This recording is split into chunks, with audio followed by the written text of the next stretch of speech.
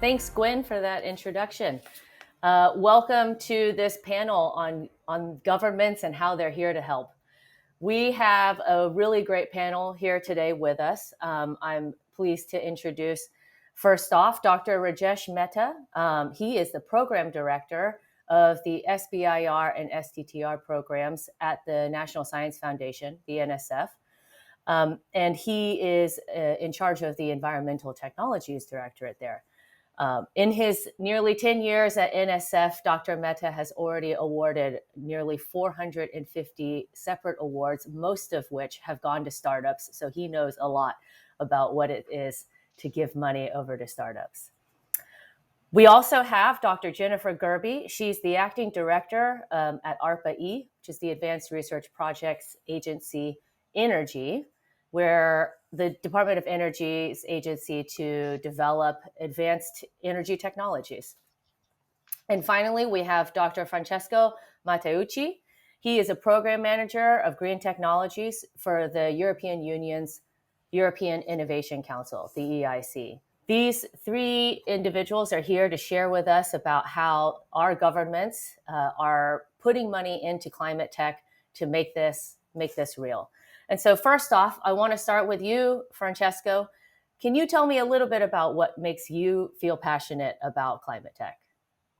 Yeah, I really feel that it's in line with my idea of making things happen. So I really think that we have to act, we have to do, and that's a way for me to hopefully be part of the wonderful sustainable development where we should look for. So that's why I feel that it's part of my DNA.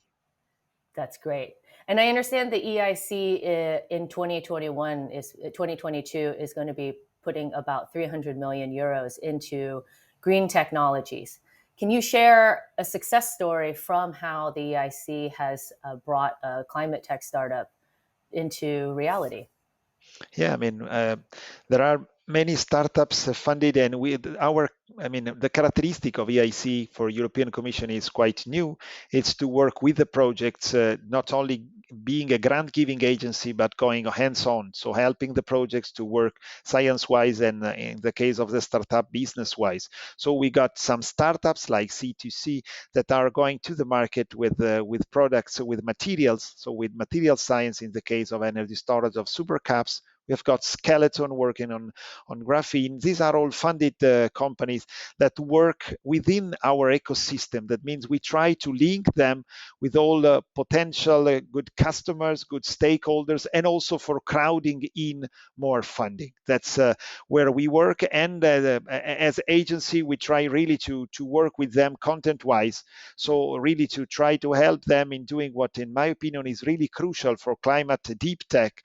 That means to have this ambidexterial vision, being able to focus on one application, get to the market as soon as possible, but in the meantime also have something like more a long-term vision. Very nice, very nice. And Rajesh, I know that clean tech and climate tech is very personal for you. Can you share with the audience what makes you feel so passionate about it?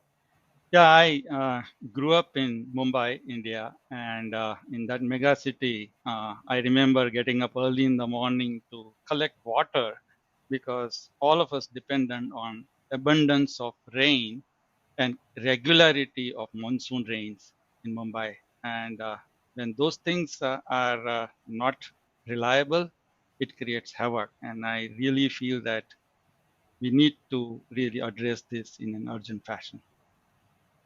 And with that urgency and that sense of urgency, how is the National Science Foundation Small Business Innovation Research Program been successfully bringing about climate tech? Yeah, so let me tell you a story of a company that came to us about 5 years ago. There were a couple of PhDs who had just fresh graduated from Stanford, and they wanted to come up with a novel engine technology. The name of the company is Clear Flame, and what they wanted to do was to address the problem of diesel engine. As you know, diesel engine technology moves 70% of the goods in the world and 30% of power, but it's pretty dirty. So they wanted to do is come up with a solution that would actually address the problem of pollution without sacrificing on the performance of the engine. So they have some really remarkable modification based on deep science and engineering. And we were very happy to be the first funder of that technology. And they have done amazing things. Even Department of Energy also funded them. So altogether, they have received about $3 million from NSF and DOE. And private investors are now joining us, and they are also putting money on the table. They already demonstrated an engine, 50 liter, and the first demonstration truck is going to be out on the road by the end of this year. And there's going to be a fleet using this. This will have the same performance as diesel, but they'll be using ethanol and methanol as the fuel. And they just have to keep 90% of the same engine architecture and only 10% modification. So success is in sight, not quite there, but I hope that it is embraced by the industry and the investors so that we can see the benefit in the near term. That's great. It's really exciting to hear how there are different portions of the US federal government that are working together to support climate tech. Jennifer, your agency, the Advanced Research Projects Agency, Energy, is renowned for its work in bringing about really disruptive energy technologies to the fore. I'd love to hear a bit more from you about some of the success stories where you all have engaged with the startup community in climate tech. Sure. And thanks for that. And again, the point of our existence is to work on very high risk, high reward projects. And to that end, working with startups, including very new startups, is extremely important for us, including generating new startups that may come out of academic programs primarily. I think over 100 companies have started from ARPA-E awards. So there's a few different things that we have done. One thing is we have a very competitive process for awards, and I think that's recognized. So just getting an award actually can mean a lot in terms of the evaluation of a company. In terms of that, they know that we've looked at them very hard, and we think that they can do the job. We work with these companies on a quarterly basis. We have something called substantial involvement with our awards. We can change them. We can cancel them at any time. We work very hard with our teams, both on the technical and market side, to help them succeed.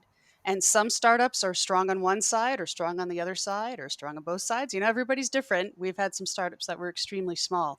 So we do whatever we can to help them succeed.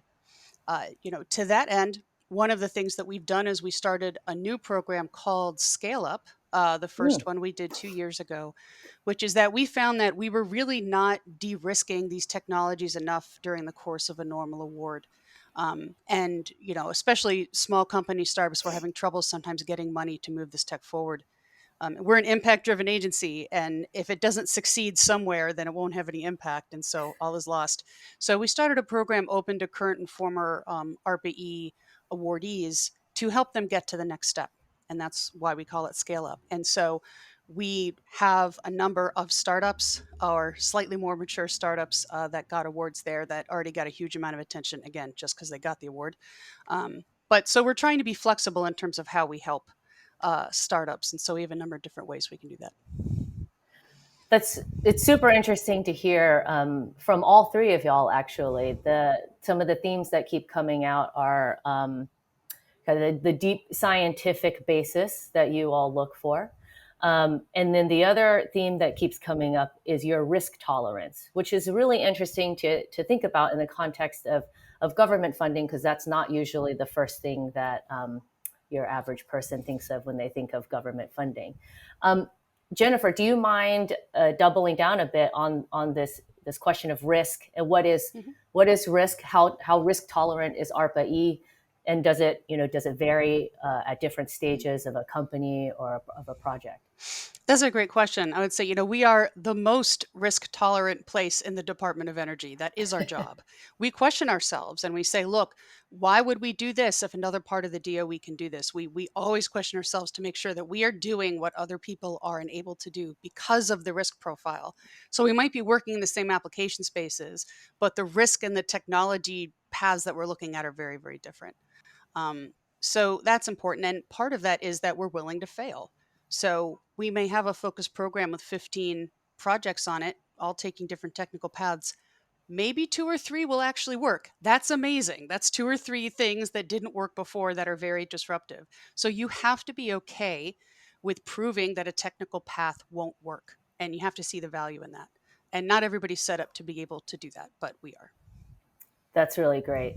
And Francesco, the EIC is kind of a unique setup in that it's non-dilutive and also has some equity financing as well involved in it. Is that a reflection of the level of risk that the EIC is comfortable with? Yeah, as Jennifer said, I mean, we have to be risk tolerant. That's a capability of our agency has to be to help the higher risk, higher reward projects of the companies to go on. That is also why we set up the EIC fund, because the idea is once again to give the smart money to work with the companies. But I feel that a crucial point that the EIC is getting more results is on the fact of crowding in more investors.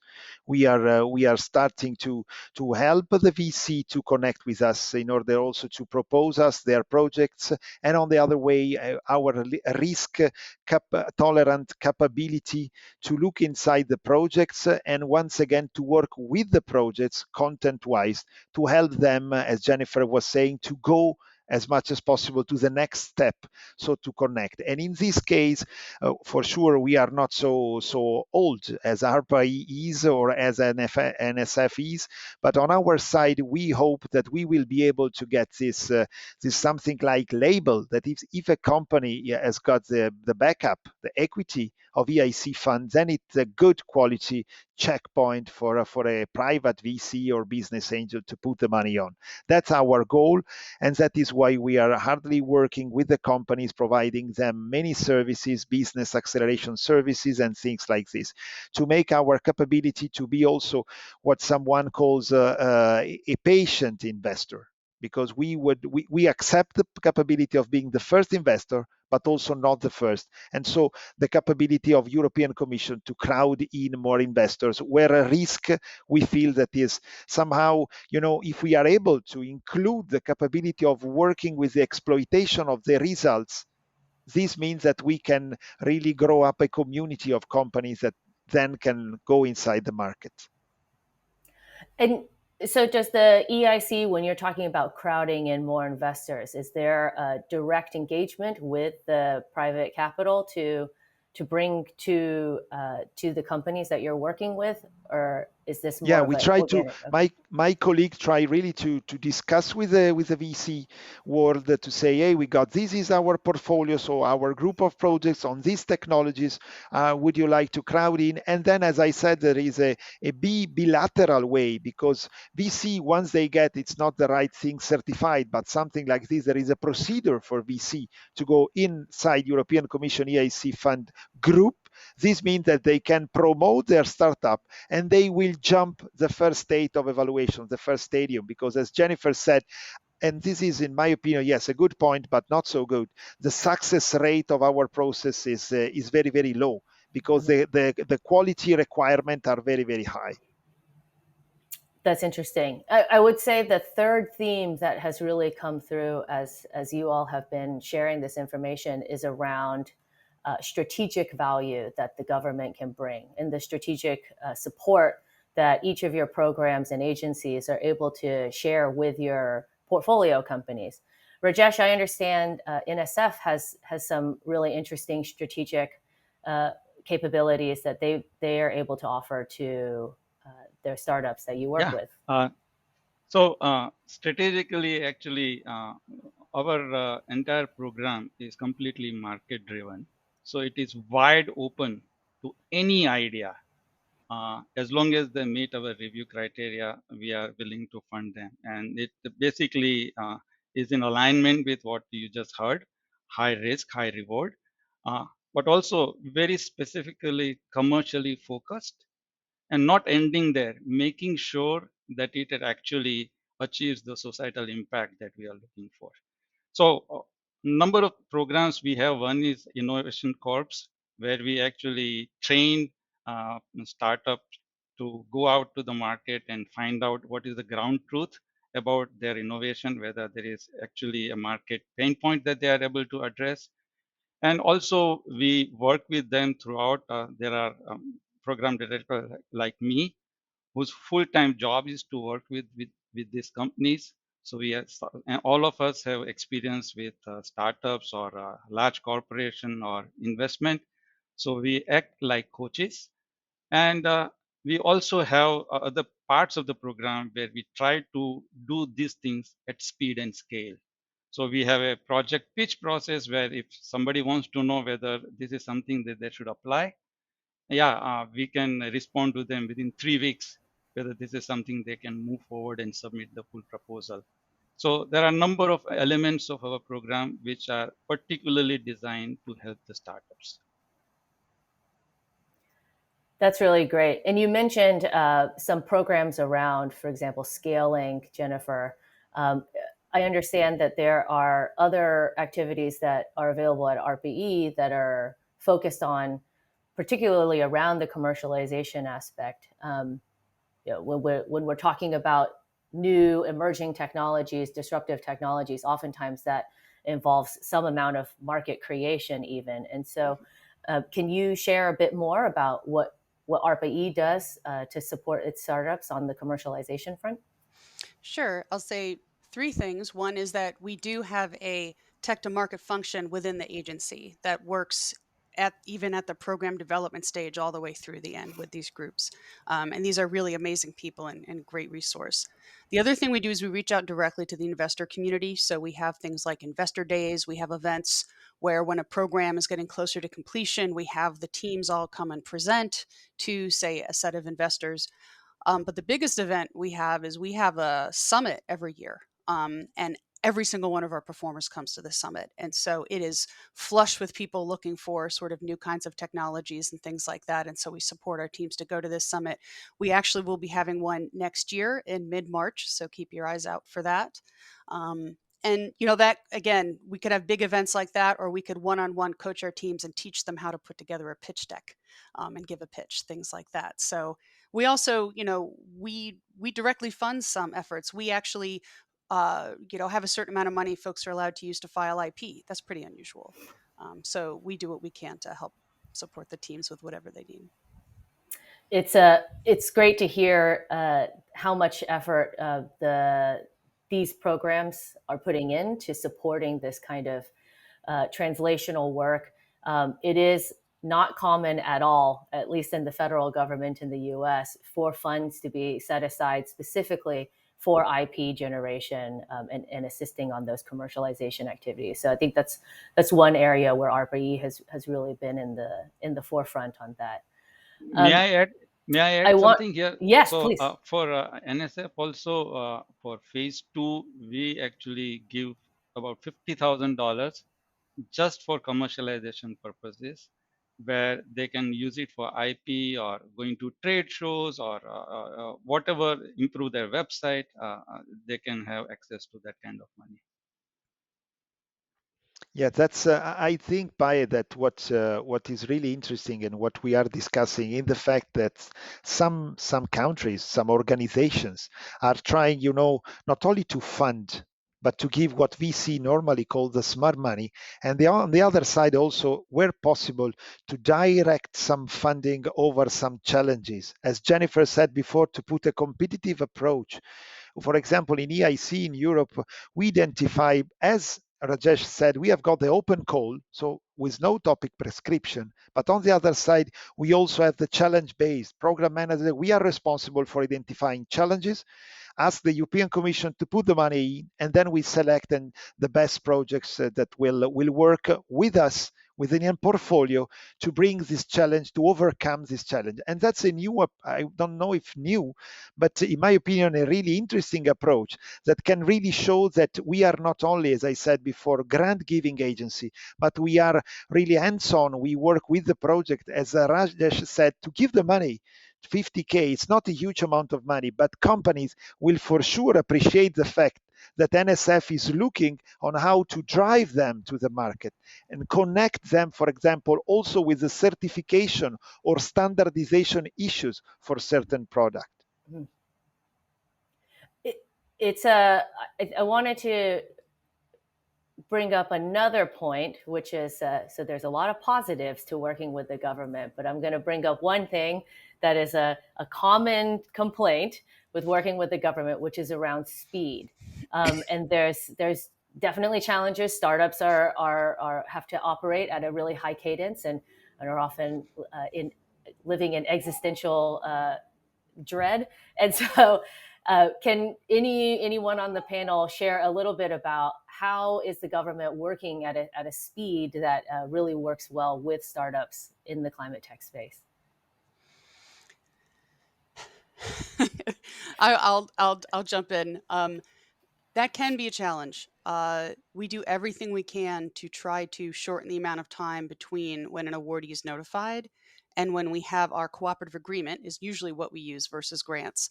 To get that together, it depends on the complexity of the team, how many institutions and things like that. We do have a certain amount of pre-award spending, so that can help, especially when it is a startup and an uncomplicated award, because that can move faster. And I do have a piece of advice for folks out there. If you are in a startup, the number one thing you should be doing is to outsource your accounting, because a lot of the time that's spent comes from things like details and budgets and stuff like that. An accountant who's used to doing that will save you so much time.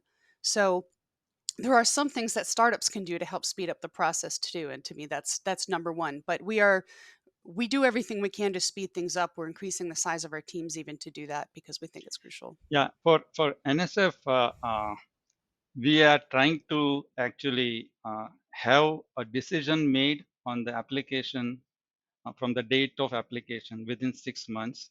People can submit their application anytime. And typically, once the award is made, awards are not that complicated. The money is available in 2 days, two to 3 days. So that's pretty fast. And we also allow pre-award spending 90 days in advance. So it's actually pretty fast, relatively speaking. And in Europe, we are not so fast. We are not US type. You know, we try to from the proposal to the money, we should stay within 150 days. But as Jennifer said, if I can give another advice, for sure in Europe, I fully agree with Jennifer. That's crucial because accounting is not so easy. And you know, I come from outside. It's only 1 year I'm here because I come from private. And if I can give to the colleagues outside, startuppers, the advice is really to look at the right team, because when the science is good, it's good.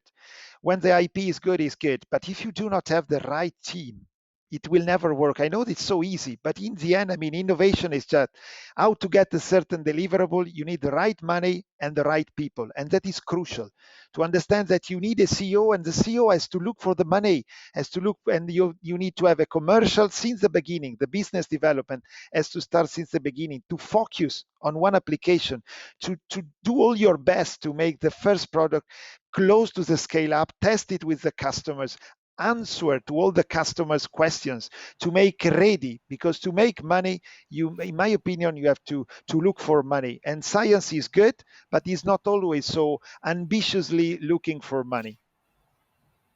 That's a super helpful series of tips. So I'm just going to recap what I just heard. Number one pro tip, get professionals to help with your accounting, because number two, these are all science heavy teams. So do what you do best, do the science, get that all tight and under wraps. And number three, make sure you have the right team around you to get this company off the ground and secure that funding and moving it forward. Is that a fair summary to the panel? Yeah. And for deep tech, I would also add, if Jennifer and Rajesh agree, the fact that you need really to look inside, to be part of an ecosystem. So the networking activity is also crucial with other scientists. Be always ready to criticize and discuss. And on the other way around, the same thing. If a VC tells you, no, I don't give you the money, don't say, okay, and some bad things, but try to understand why. because I always believe that in US you created a very lifestyle motto that is fail but fail fast, because after a failure you will get the best ambition to do another trip, because innovation is a long trip made of different journeys. That's a great summary of that journey. I'd love to hear from each of y'all with your own abundant personal wealth. What is the one climate tech area that you would throw it all into if you could? I'll go first. I really feel that this is so urgent that we need to have all-out effort on climate resilience. We have no idea how things are going to change, and we need to have ability to adapt to whatever comes around. That's number one. Number two, I also feel that we need to be looking at regenerative technologies. It's not good enough to be sustainable. We have to put the genie back into the bottle. And the last thing I would say is that we keep talking about technology, but we also need to look at the social and economic behavior of the people, and we need to empower ordinary citizens so they can connect with all these technologies and make fundamental changes in the way they eat, the way they live, how they conduct their lives. I'll give a quick answer there. Two things. One, something that's smaller and detailed: methane detection and mitigation. Okay. Methane leaks are huge. That's one of my big pet peeves. On a larger scale, the grid. We have so many different technologies, but if they can't work together in the right way, then we waste a lot of them. So my colleague already said so many things. Now I have to tick out what was good and not. I go where my life unfortunately bankrupted quite many times, and I would definitely say that solar conversion technologies, the understanding of the photochemistry. So if we look on one side on solar fuels, and on the other side on the wonderful underestimated technologies that I really appreciate, that is indoor photovoltaics. We will have so many IoTs where we have to look for. And coming back to what Rajesh said, if I have to look at the environment, for sure, the quality of water technologies, once again, the sunlight to get out a very wonderful power, the potable water. And last but not least, we have to ensure that the right culture of sustainable development is trained from the beginning. So new ways of teaching the people how to really touch the climate tech and feels part of it, because in this way, in my opinion, we can really overcome the wonderful challenges we have to get back the power to the climate techs to drive our life. I really appreciate that there is clearly no shortage of technical problems and solutions to go after in this really difficult problem space. And I also want to thank all of the panelists for bringing up the social element of this, which is something that I have a bad habit of not bringing to the forefront. So thank you for keeping this panel honest and remembering that there are people at the heart of all of this.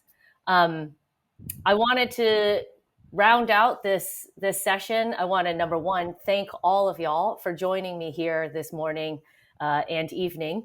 And also invite Jennifer to share with us her thoughts on a call to action here to close this panel out.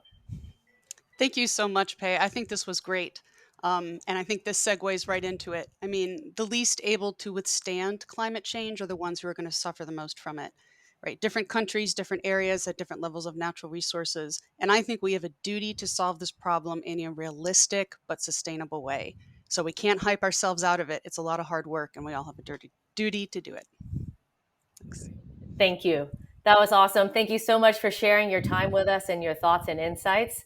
I'm going to send it back to the studio now.